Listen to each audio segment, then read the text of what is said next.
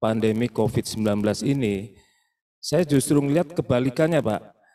Ini kan banyak sekali keluarga yang juga berantakan gitu, Pak. Pasangan muda itu banyak yang cerai, Pak. Sedangkan anak-anak itu masih kecil. Itu. Nah, bisa tolong Pak Jarod memberikan tip buat kita bagaimana untuk memberikan jalan yang terbaik untuk keluarga-keluarga yang berantakan ini, Pak, terutama untuk anak-anaknya ini ya. Kasihan yang masih 3 tahun, 2 tahun, enggak ngerti, tapi orang tuanya karena keegoan masing-masing, itu udah cerai aja begitu, Pak. Terima kasih, Pak. Ya, memang ya kalau yang belum terlanjur bercerai ya, justru itulah sebenarnya keprihatinan saya. Makanya ketika saya tanya, Pak, temanya apa? Bebas. Langsung saya pilih solid pada masa sulit. Karena pada masa sulit ini banyak yang justru karena COVID ini ekonominya susah, suami kena PHK, lalu berantem. Suami bangkrut kena PHK jadi minder, karena minder jadi sensitif jadi gampang-gampang marah. Karena suami kena PHK, usahanya bangkrut, istri iseng-iseng jualan gado-gado. Sukses, laku, bisa menghidupi keluarga. Begitu menghidupi keluarga, jadi perintah-perintah, ngebosin, sombong. Atau bukan sombong sebenarnya, suami yang jadi sensitif, berantem, ribut. Terlalu banyak saya dengar cerita seperti itu. Makanya tadi saya sampaikan, ya supaya jangan sampai terjadi ribut, bercerai gara-gara COVID. Lalu kalau dari COVID merembet masalah ekonomi. Nah, ekonomi ini siapa yang menghasilkan uang? Yang berkuasa. Akhirnya suami kena PHK, nggak punya income, istri itu memang wanita itu kan penolong ya. Istri itu penolong itu luar biasa. Kalau misalnya dalam masa-masa penderitaan, istri itu lebih survive. Bahkan kalau misalnya suami mati, istri itu yang banyak yang bisa single parent. Karena istri itu penolong. Penolong itu nggak butuh yang ditolong. Jadi kalau yang ditolong mati misalnya gitu ya, yang repotin nggak ada lagi, merdeka lo bisa lo mati, istri bisa hidup tanpa suami. Tapi suami istrinya mati, yang selama ini menolong nggak ada ya kawin lagi lah gitu. Jadi memang wanita itu hebat sekali, memang diciptakan sebagai penolong. Penolong itu lebih kuat daripada yang ditolong. Namanya penolong, dan betul ketika ada pandemi, suami bangkrut, susah, sakit, wah istri tampil sebagai penolong, sebagai penyelamat.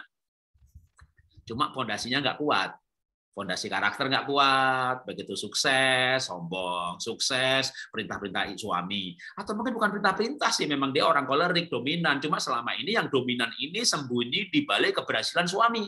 Sukses. Tapi begitu suaminya nggak sukses, minder, istri nggak berubah sebenarnya. Bapak aja yang jadi sensitif, merasa diperintah-perintah gitu. Jadi menurut saya gini, sebelum dampak pada perceraiannya ya, kalau sampai misalnya suami itu PHK, bangkrut, dan segala macam, lalu istri itu coba-coba, oke, yang namanya coba-coba tadi, gado-gado, jual soto, apapun usahanya, dijadikan usaha bersama. Ibu yang masak, bapak yang marketing, bapak nggak bisa marketing pak, dia dulu keuangan gitu ya. Saya punya teman, sepupu, bukan saudara sebenarnya, sepupu, manajer bank BRI, dipensiunkan dini sebelum pandemi. Waktu pensiun dini dikasih pekerjaan training, ya, tapi pandemi datang nggak ada training lagi. Nol penghasilannya karena nggak ada trainingan, malah bank mengurangi berapa pegawai, jadi nggak ada bagian trainingnya, sementara berhenti. Makanya istrinya bikin sambel. Lah bapaknya nganter, manajer nggak apa-apa, manajer kan udah dulu, sekarang udah enggak, jadi bapaknya nganter sambel, tapi bapaknya juga nggak bisa marketing, orang perbankan yang bukan bagian marketing. Lalu siapa yang marketingin? Ajaib ya. Cucunya 10 tahun. Karena anaknya punya kesibukan masing-masing, cucunya pandai WA, pandai Instagram, pandai Facebook. Dia jualan lewat situ. Cucunya yang jual. Saya melihat keluarga ini, saya bilang begini, hebat ya kalian ya. Tiba-tiba kalian sekarang saling membutuhkan. Dulu bapak nggak butuh-butuh banget ibu. Tapi sekarang bapak butuh ibu. Karena ibu yang bikin sambal, bapak nggak bisa bikin sambal. Dulu bapak ibu sayang cucu, tapi nggak sayang-sayang banget. Tapi sekarang makin sayang ya, karena Bapak Ibu butuh cucu untuk marketingin. Tiba-tiba keluarga saling membutuhkan. Perjuangan bersama, solid. Masalah, tidak berjuang bersama-sama. Istri capek-capek, suami nggak bantuin. Maka tadi kan saya ajarkan ya, ayo rendah hati. Suami nyuci piring juga nggak apa-apa. Tujuannya apa? Kalau istrinya sukses, dia ingat siapa yang bantuin. Nah kalau nggak berjuang bersama, Ya, istrinya bikin sambal, bikin gado-gado, bikin soto, berjuang, laku, duitnya cukup, bisa menghidupi anak-anak. Dia tahu suaminya selama ini ngerepotin melulu, marah-marah melulu, bentak-bentak melulu, bantu tidak, gangguin iya. Itu pasti akan membuat pintu celah buat perceraian. Makanya pelajaran hari ini sebenarnya ada pelajaran supaya tidak bercerai. Nah, sekarang kalau sudah terlanjur bercerai, memang kalau dosa terlanjur itu ya susah ya. Alternatif terbaik setelah bercerai, kalau masih bisa, balik lagi. Cari lagi, rebut hatinya kembali, minta nikah lagi gitu ya. Kayak Pak Samiton dan Ibu Ani Pangela. Itu kan nikah kembali dengan pasangan yang sama. Pak Roni Suja almarhum. Udah ninggalin berapa belas tahun tuh. Balik lagi, nikah lagi. Jadi menikah kembali dengan orang yang sama. Itu terbaik. Kalau nggak bisa, ya sementara selibat. Menurut saya jangan buru-buru nikah lagi. Ya, selibat itu memberikan kemungkinan kalau sampai dua-duanya sungguh-sungguh bertobat, masih bisa balik. Karena kalau nggak selibat, yang satu sudah menikah lagi, udah nggak boleh cerai yang kedua kali untuk balik lagi. Ya, yang ada juga yang bilang boleh. Kalau pelajaran saya bilang nggak boleh, karena saya memakai acuan keluaran pasal 24. Apabila seseorang pergi meninggalkan pasangannya lalu menikah lagi dengan orang lain dan orang itu mau kembali lagi, janganlah diterima, sebab itu kebejatan seksual, itu kebejatan moral, itu kekejian bagi orang Israel. Jadi bahasa Indonesianya kekejian. Tapi kekejian di situ adalah immorality. Ya, kalau bahasa Ibraninya adalah porneia. Jadi itu nggak boleh kalau pakai Ulangan 24. Dan Ulangan 24 menurut saya sampai hari ini masih berlaku karena Alkitab itu Kejadian Wahyu masih berlaku kecuali soal penebusan dosa. Sudah digenapi oleh salib darah Yesus. Kita tidak perlu minta ampun dengan sembelih lembu. Tapi hukum-hukum yang lain dalam Alkitab ya itu masih berlaku. Nah, kalau sudah terlanjur bercerai, maka ada juga ayat mengenai yang sudah terlanjur. Tapi kalau Anda bercerai, kata Korintus, kalau kamu bercerai, maka kamu harus hidup di dalam damai. Artinya suami istri ini hidup sebagai sahabat tapi tidak sebagai suami istri. Nggak boleh saling menjelekkan, saling benci. Lalu ngomongi ke anaknya, papamu jahat, mamamu jahat. Anaknya mungkin 2 atau 3 dibagi 2, maka anak-anak kecil pun perlu diajarkan bahwa papa mama salah. Perceraian ini salah. Tapi papa mama memang tidak cukup rohani, tidak cukup kuat untuk hidup selalu dalam pertengkaran. Tapi kamu nggak boleh membenci papa mama sepakat untuk berpisah dalam damai demi kebaikan masing-masing, supaya masing-masing tidak bergumul dengan masalah psikologi yang sama berhari-hari, nanti bisa gila. Tapi papahmu orang yang, sebutkan baiknya. Dia mungkin nggak tanggung jawab, tapi supel murah hati. Papamu itu orang yang murah hati. Dia nggak tega sama orang lain. Dia pasti mau menolong, gitu ya. Walaupun dia untuk menolong orang lain ini malah kadang-kadang keluarga nggak kebagian. Tapi jangan sebutkan jeleknya. Jadi kalau sudah bercerai, saran saya ajarkan sisi-sisi baik kepada anak. Sampai nanti anak bertanya, kalau papa baik, kalau mama baik, kenapa papa mama bisa cerai? Ya, papa mama juga, papamu atau mamamu juga punya sisi-sisi jelek. Tapi kamu tidak usah tahu apa jeleknya. Kalau kamu besar juga nanti mungkin kamu akan tahu. Jadi ketika anak dikasih tahu sisi positif pasangan kita, bahkan yang sudah bercerai, mereka akan belajar banyak hal. Jadi itu cara untuk mengurangi trauma si anak. Ya, jangan jelek-jelekin pasangan. Tidak ada mantan ayah, nggak ada mantan ibu.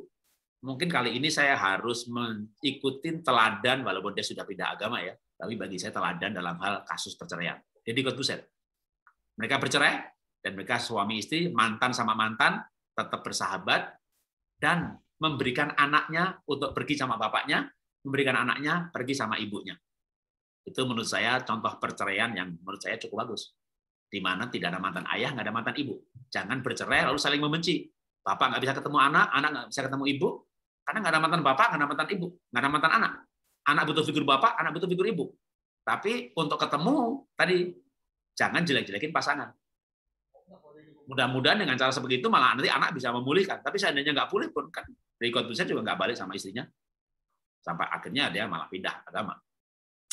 Tapi dalam hal sikap terhadap anak, kalau baik, saya bilang baik. Bahkan saya sebenarnya biasa nggak bisa menemukan contoh orang Kristen yang bercerai dan bisa baik kepada anak seperti itu. Kalau ada, nanti saya kasih tahu saya dan saya akan menceritakan kepada yang lain-lain untuk contoh yang setelah bercerai itu sikap kepada anak menurut saya bagus. Ya, jadi kalau toh sampai harus bercerai, maka anak-anak jangan jadi korban.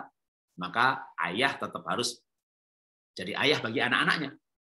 Ya, ibu anaknya dibagi 2. Dibagi 2 misalnya atau dibagi 1, ya. Tapi siapapun yang memelihara atau siapapun yang tidak tinggal bersama, duitnya harus jalan terus, menghidupi jalan terus, menyekolahkan jalan terus, mendoakan harus jalan terus, nggak ada mantan anak. Jangan sampai anak-anak tumbuh tanpa ayah atau tanpa ibu. Gerard Edelman, pemenang Nobel mengenai otak yang maksimal, bahwa untuk menjadi anak yang hebat, tetap butuh ayah, butuh ibu. Gimana single parent? Ya tadi, single parent karena perceraian, tapi biarkan anak tetap hubungan dengan bapaknya, ibunya. Gimana kalau single parent tapi bapaknya udah mati? Oh, nggak masalah. Ibunya bisa kawin lagi, atau kalau nggak kawin lagi, carikan dia bapak rohani. Seperti Timotius punya Paulus. Paulus berkata sama Timotius, Timotius, akulah bapakmu di dalam Tuhan. Raja Yoas, bapaknya mati dalam kudeta. Yoas raja yang hebat. Gerard Edelman, pemenang Nobel mengenai otak, berkata kalau nggak punya figur ayah ibu nggak bisa hebat. Kenapa Yoas hebat? Raja Yoas nggak punya bapak. Tapi Imam Yoyada menjadi bapak rohaninya si Yoas. Jadi orang-orang yang bercerai harus mencarikan anaknya bapak rohani, figur rohani, ya, atau ibu rohani. Sehingga di dalam otaknya dia, dalam jiwanya dia tahu bahwa ada ibu yang bagus, ada bapak yang bagus. Karena biasanya korban perceraian itu, ya dia akan terbawa, dia ikut bapaknya, dan berkata, ibu itu jelek. Dia seorang laki-laki, dan dia sampai benci ibunya. Jangan-jangan nanti dia jadi homo, atau nggak menikah sama perempuan. Ada banyak, akan ada banyak. Apalagi hari-hari ini ya, era-era LGBT ini, dampak perceraian itu menjadi lebih banyak.